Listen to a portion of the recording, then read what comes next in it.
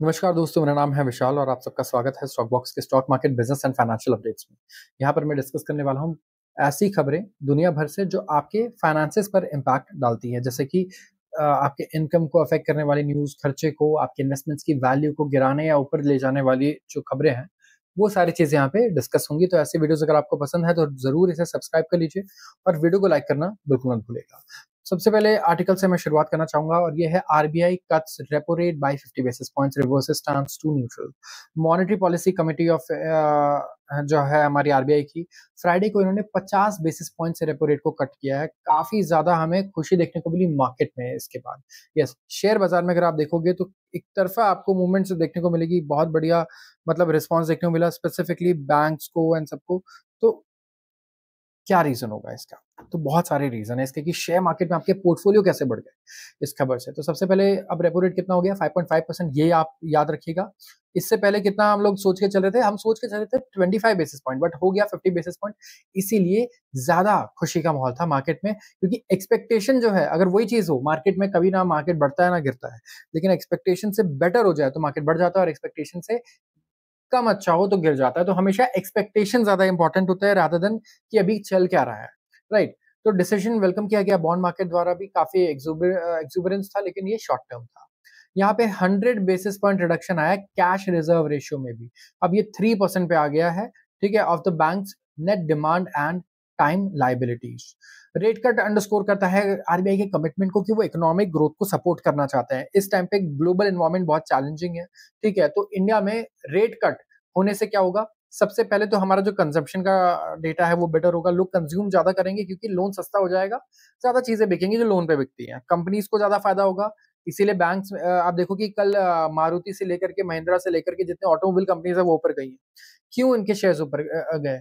क्योंकि ईएमआई सस्ता होगा, लोग के इंस्टॉलमेंट सस्ते बैठेंगे पहले से, तो इससे लोग ज्यादा कार्स खरीदेंगे। दूसरा, कार कंपनीज के ऊपर बहुत लोन होता है। एक बार बैलेंस शीट उठा के देखो आप, महिंद्रा, टाटा और सबकी, लोन लेना पड़ता है क्योंकि काम बड़ा कैपिटल इंटेंसिव है, फैक्ट्री इतनी बड़ी यूनिट्स बिठानी पड़ती है, मशीन्स आनी पड़ती हैं, तो उनका भी जो खर्चा है, इंटरेस्ट पेमेंट है, वो कम हो गया। तो दोनों तरफ से उन्हें फायदा है, सेल्स तो बढ़ रही है, कॉस्ट भी घट रहा है, राइट। तो ग्रोथ तो है ही है, प्रॉफिट मार्जिन भी बढ़ रहा है, तो यहाँ पे डबल फायदा होता है इन्हें, और इसीलिए इनके शेयर्स अगर आप देखोगे रेट कट के बाद कितने बढ़िया बढ़े हैं यहाँ पे। बैंक्स, कल बैंक्स ने आउट परफॉर्म किया। सिंपल रीजन, लिक्विडिटी बढ़ी है, इंटरेस्ट रेट घट रहा है, बैंक्स अब अच्छे तरीके से, मैं कहूंगा बिल्कुल बढ़िया, मैं कहूंगा interruption, without any interruption loan दे पाएंगे, मार्केट लोन एक्सेस कर पाएगा बैंक से, ग्रोथ बढ़िया होगी, और यहाँ पे बैंक्स भी काफी अच्छा ग्रो कर पाएंगे in terms of profitability, in terms of growth. तो लोन ग्रोथ अगर नहीं होगा तो बैंक ग्रो कैसे करेगा? बैंक का काम ही है लोन देना, और लोन ग्रोथ बढ़ता है जब लोन के रेट सस्ते हो जाते हैं। आज आप 2% पे कर दो ब्याज दर, लोन कितना बढ़ जाएगा? हर आदमी लोन लेना शुरू कर देगा कि 2% तो कुछ भी नहीं है यार, लोन ले लिया जाए, क्या प्रॉब्लम है, राइट। तो ये सारी चीजें हैं, तो इट इज इम्पेरेटिव कि डोमेस्टिक प्राइवेट कंजम्पशन बढ़े। कंजम्पशन बढ़ेगा तो बाकी सारी कंपनीज को भी बहुत फायदा होगा, एक पॉजिटिव साइकिल क्रिएट हो जाएगा पूरी इकोनॉमी में। तो आप ये देखिए कि कितना बड़ा इम्पैक्ट क्रिएट करता है एक मॉनेटरी पॉलिसी का रेट कट, या फिर जब रेट्स बढ़ते हैं तब भी रेट हाइक्स भी ऐसे इफेक्ट करते हैं हमारे मार्केट्स को।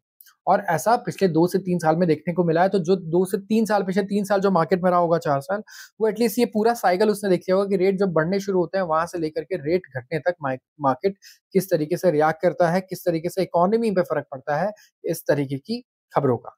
तो ये काफी इंपॉर्टेंट है। बात करेंगे अगले आर्टिकल की, और यह है रुपए के बारे में। रुपया लगातार मजबूत होता जा रहा है ग्रीन बैक के अगेंस्ट। भाई ग्रीन बैक क्या है? ग्रीन बैक हम बोलते हैं डॉलर को। अब रुपये के मजबूत होने के बहुत सारे, मैं कहूंगा, रीजंस होते हैं। एक सिंपल रीजन होता है डिमांड और सप्लाई, जो हम बोलते हैं, राइट, कि डिमांड सप्लाई बढ़ गया, घट गया, लेकिन इट्स नॉट इनफ। क्यों डिमांड और सप्लाई बढ़ रहा है, घट रहा है, इसका रीजन जानना हमारा असली काम है। अब रुपये ने क्या किया?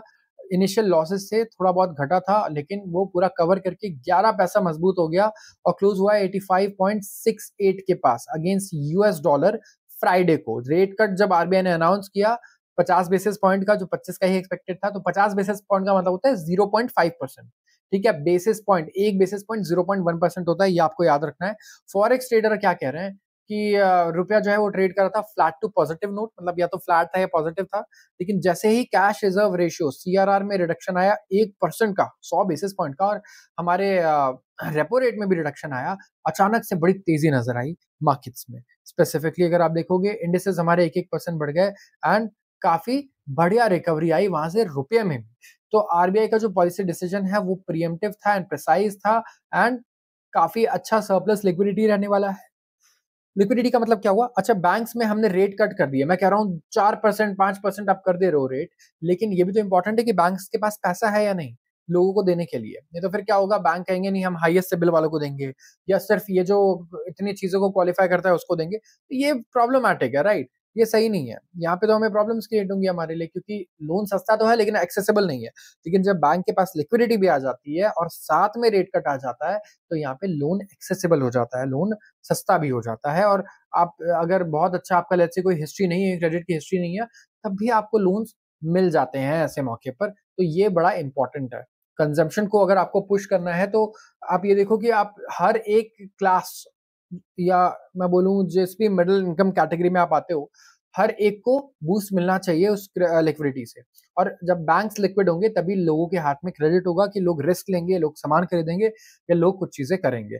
तो जब भी आप देखोगे मार्केट में हमें ऐसा सिचुएशन देखने को मिलता है ना कि डिमांड घट रहा है, डिफ्लेशन आ रहा है, या स्टैग्फ्लेशन टाइप की चीजें भी होती हैं कई बार, तो यहाँ पे हमेशा आरबीआई बहुत इंपॉर्टेंट रोल प्ले करता है। ठीक है, या कोई भी सेंट्रल बैंक बहुत इंपॉर्टेंट रोल प्ले करता है, क्योंकि क्रेडिट, लोन एक ऐसी चीज है, अगर आप सस्ता दोगे लोगों को तो लोग लेंगे उस पैसे को बैंक से, और उस पैसे से कुछ भी करेंगे। मैं कहूंगा रिस्क लेंगे, बिजनेस स्टार्ट करेंगे, भले ही फेल होंगे, 10 बार फेल होंगे, लेकिन मार्केट में इसी तरीके से आप इकोनॉमिक एक्टिविटी क्रिएट कर सकते हो। यूएस वगैरह ने इस तरीके से काम किया है, चाइना भी इस तरीके से ही काम करता है, और इंडिया को कभी भी कहीं ना कहीं ये अपनाना होगा कि वो कम दाम पर, मैं कहूंगा, ब्याज दे और एक पॉजिटिव साइकिल को क्रिएट करे इकोनॉमी में। बात करूंगा अगले आर्टिकल की, है प्राइवेट टेलीकम्युनिकेशन कंपनीज के बारे में। आपका हर महीने का रिचार्ज आप कितने का कराते हो? आप सोचो, 300 रुपए, 250 रुपए, 400 रुपए, और साल का वो कितना हो जाता है? अब आप देखोगे इंडिया में सिर्फ 2-3 तो टेलीकॉम प्लेयर्स हैं, उसमें भी 2 ही हैं जो मेजर है, मैं कहूंगा जो बड़े प्लेयर्स हैं, और बहुत बढ़िया ग्रोथ हो रहा है इनका। अगर आप देखोगे इनका रेवेन्यू, तो 15% बढ़ गया है रेवेन्यू इनका मार्च क्वार्टर में। क्यों? सबसे पहले तो इन्होंने इतने रेट्स बढ़ाए लगातार। ठीक है, अब ब्रॉडबैंड कनेक्शन भी काफी इनके बढ़ गए, फाइबर के कनेक्शन भी बढ़ गए। तो भारतीय एयरटेल और जियो ने रिपोर्ट किया 21%, एयरटेल को 21% का ग्रोथ रिकॉर्ड किया इन्होंने रेवेन्यू का, और एयरटेल जियो ने 16% का। वोडाफोन ने भी 4% का ग्रोथ शो किया है रेवेन्यू में। तो यहाँ पे इनका एवरेज रेवेन्यू पर यूजर, मतलब एक यूजर से वो कितना रेवेन्यू निकालते हैं, अगर आप देखोगे तो उसे हम एआरपीयू कहते हैं, और इसमें भी बहुत अच्छी ग्रोथ आई है।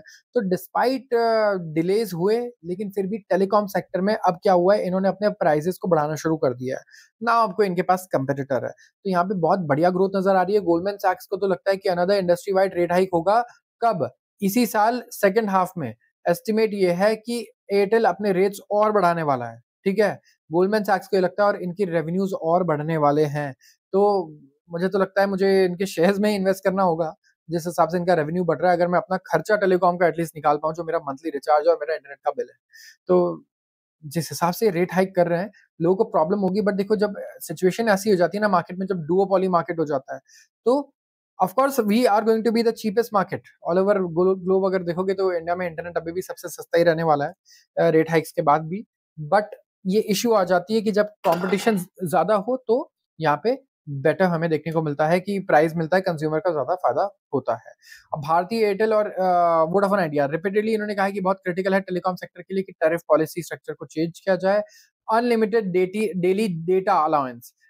वोडाफोन आइडिया और एयरटेल अगेंस्ट है अनलिमिटेड डेली डेटा अलाउंस के, और वो चाहते हैं कि पे एज यू यूज आर्किटेक्चर होना चाहिए, ताकि मोबाइल यूजर्स जो ज्यादा डेटा यूज कर रहे हैं वो ज्यादा पे करें, और जो कम यूज कर रहे हैं वो कम पे कर रहे हैं। ठीक है, लेकिन ये मेरे हिसाब से कोई भी ऐसा यूजर नहीं है जो ये रूल चाहेगा कि डेटा अनलिमिटेड ना हो। तो ये बहुत बड़ा प्रॉब्लम है कि जब तक जियो, मैं कह रहा हूं जब तक रिलायंस जियो ने अनलिमिटेड डेटा पॉलिसी रखी है, तब तक एयरटेल और वोडाफोन आपको अनलिमिटेड डेटा दे रहे हैं। नहीं तो इट इज इम्पॉसिबल, ये आपको कभी भी डेटा नहीं देंगे। अगर आप बात करो अनलिमिटेड डेटा की, ये तो कभी नहीं मिलने वाला। अगर, क्योंकि हमने एयरटेल के टाइम पे, मुझे याद है, 1000 रुपए में भी 10 GB डेटा लिया है। मंथली का जो ₹1000 का प्लान होता था, उसमें 10 जीबी डेटा हमें मिलता था। तो अगर आप देखोगे तो यहाँ पे अनलिमिटेड डेटा के तो ये कंप्लीटली अगेंस्ट है। बट जब तक जियो है, जब तक आपका कंपैरेटर सस्ते दाम पे प्रोडक्ट बेच रहा है, तो आपको भी बेचना होगा, नहीं तो आप मार्केट शेयर लूज़ कर दोगे। Government gets into the mines act to boost critical mineral funding. यहाँ पे इंडिया क्या कर रहा है, एक फ्रेश स्टेप ले रहा है, चाहता है कि क्रिटिकल मिनरल्स जो इलेक्ट्रिक व्हीकल और रिन्यूएबल एनर्जी के इक्विपमेंट्स में काम आते हैं, मैन्युफैक्चरिंग, अगर आप देखोगे बैटरीज वगैरह में बहुत काम आते हैं, क्लीन एनर्जी टेक्नोलॉजी में काम आते हैं, उस वहां पे थोड़ा काम करे, रेगुलेटरी चेंजेस करे ताकि इन्वेस्टमेंट्स और ज्यादा बढ़े। अब चाइना ने, अगर आप देखा हो तो हम 2-3 दिन से डिस्कस करें किस तरीके से काफी सारे हर्डल्स क्रिएट कर दिए हैं पूरी दुनिया के लिए। और जितने पूरी दुनिया के ऑटोमोबाइल मेकर्स हैं, स्पेसिफिकली जो कार्स और बाइक्स बनाते हैं, इंडिया में स्पेसिफिकली जो ईवी बनाते हैं, टू व्हीलर, उनको काफी प्रॉब्लम फेस करना पड़ सकता है क्योंकि काफी डिले आ रहा है कुछ इंपॉर्टेंट इक्विपमेंट्स के लिए। रेयर अर्थ मैग्नेट्स जो चाइना बनाता है, उसमें काफी वो हर्डल्स क्रिएट कर रहा है। अब ये देख करके गवर्नमेंट को लगा होगा कि नहीं, हमें कुछ करना होगा, तो इन्होंने प्लान किया कि अमेंड करेंगे mines and minerals development and regulation act, support करेंगे क्रिटिकल मिनरल मिशन को, एंड जो प्रपोज ट्वीक्स है अलाउ करेंगे कि जो भी फंड कलेक्ट किया गया है नेशनल मिनरल एक्सप्लोरेशन ट्रस्ट में, उसे यूज किया जाए overseas critical mineral exploration project में, ओवरसीज अगर आप एक्सप्लोर करना चाहते हैं उसमें, और स्पीडी टर्न अराउंड हो, डोमेस्टिकली बिड आउट कर पाए माइंस को। एंड यहाँ पे ये मूव चाइना की वजह से आया क्योंकि चाइना ने काफी सारे रोक लगा दिए हैं on supply of permanent magnets derive from rare earth elements. तो ये काफी वाइटल होता है पावर विंडोज के लिए, स्पीकर के लिए, प्रोपल्शन सिस्टम के लिए, इलेक्ट्रिक व्हीकल्स के लिए, जनरेटर, रिन्यूएबल एनर्जी इंफ्रास्ट्रक्चर में होता है उनके लिए। तो रेस्ट्रिक्शंस ने स्पूक कर दिया है, काफी हैरान कर दिया इंडिया के व्हीकल को, इलेक्ट्रॉनिक मैन्युफैक्चरर को, जिन्हें लगता है कि उनका प्रोडक्शन काफी हैम्पर हो सकता है, इससे काफी डिलेज आ सकते हैं एंड बहुत शॉर्टेज क्रिएट हो सकती है इंडिया में इलेक्ट्रॉनिक आइटम्स की और ऑटोमोबाइल की भी, ऑटोमोबाइल पार्ट्स की भी। तो यहाँ पे चाहते हैं कि अंडरटेक करें परमानेंट मैग्नेट्स की सप्लाई करें एंड ये री एक्सपोर्ट ना हो to US, nor will it find application in defence industry. तो चाइना यहाँ पे इस तरीके की प्रॉब्लम क्रिएट करना चाह रहा है कि यूएस यहाँ पे इंपोर्ट ना कर पाए। डेलीगेशन है इंडियन कार मेकर्स का, एक्सपेक्टेड है कि विजिट करेगा चाइना। 30 से ज्यादा एप्लीकेशन हमारी पेंडिंग है, यूएस वगैरह की कुछ एप्लीकेशन अप्रूव हुई है, बट इंडियन कंपनीज की तो अभी तक हमें अप्रूव होती नहीं नजर आई है। तो वी हैव टू सी यहाँ पे क्या होता है, इंडियन गवर्नमेंट कैसे स्टेप्स लेती है। तो आज के लिए बस इतना ही। अगर आपको वीडियो पसंद आई है तो जरूर इसे लाइक करें और चैनल को सब्सक्राइब करना बिल्कुल ना भूलें। अगर आप रोज ऐसे वीडियोस देखना चाहते हैं तो आप सबका बहुत बहुत धन्यवाद।